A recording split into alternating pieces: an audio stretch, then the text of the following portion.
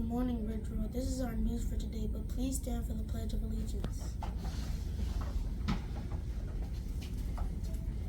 I pledge allegiance to the flag of the United States of America and to the republic for which it stands, one nation, under God, indivisible, with liberty and justice for all. Please be seated for a moment of silence.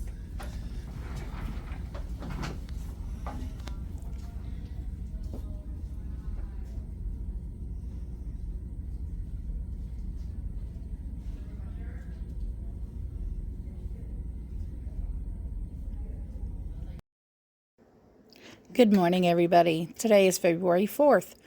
Our quote of the day, love a little more each day. Ama un poquito más cada día.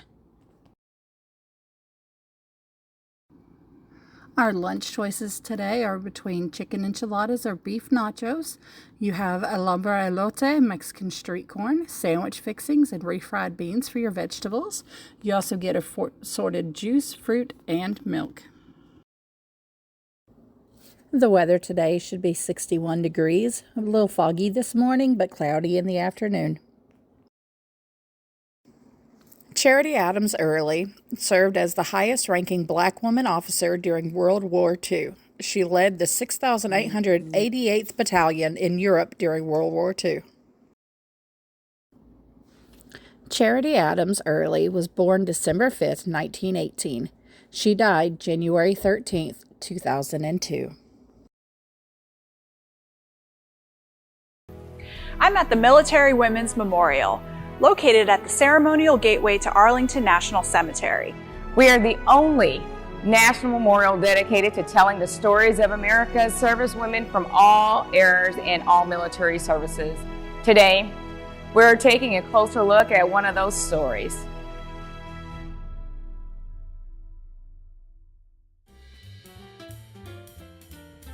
Charity Adams Early was a teacher, activist, and community leader. During World War II, she became the highest-ranking black woman in the United States Army. Early joined the Women's Army Auxiliary Corps, or WAC, in August 1942. At Fort Des Moines, Iowa, she joined the first class of the WAC's Officer Candidate School and became the first black female officer. Early was promoted to major in 1943, and in late 1944, she was made the commanding officer of the 688th Central Postal Directory Battalion, the only unit of black WACs to serve overseas during the war.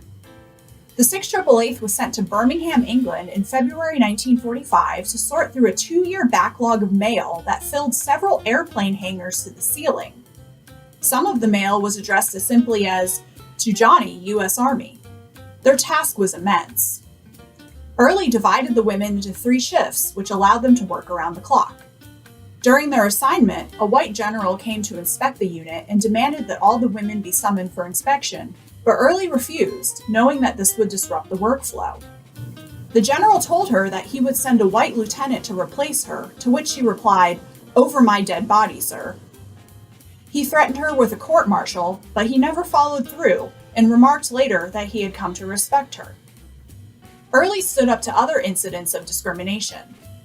She refused to allow the American Red Cross to provide her women with a hotel in London that was separate from white WACs.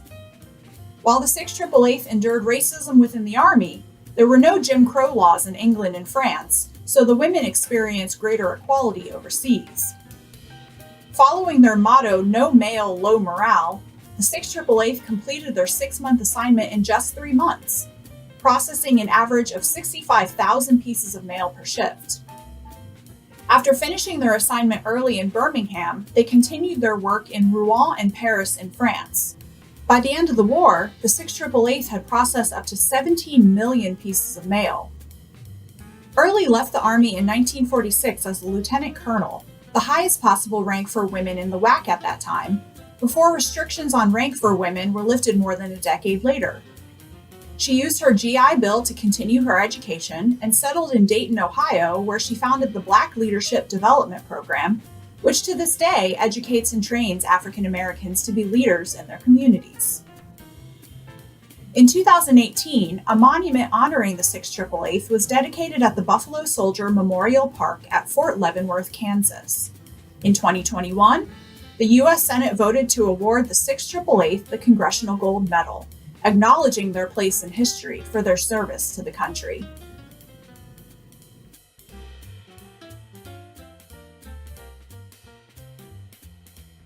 To learn more stories of women past and present who serve our nation, visit www.womensmemorial.org.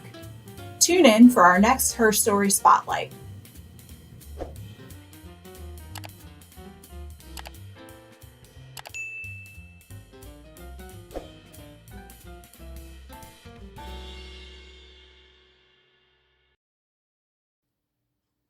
Hey guys, don't forget, Wednesday, February 5th is our 100th day of school.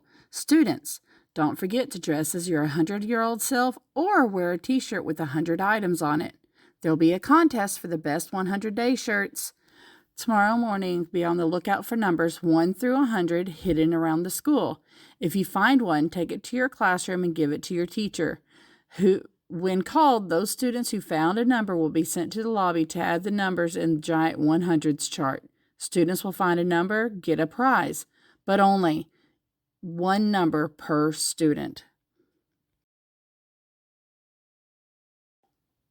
This week for fruit, we have blueberries on Tuesday and grapefruit wedges on Thursday.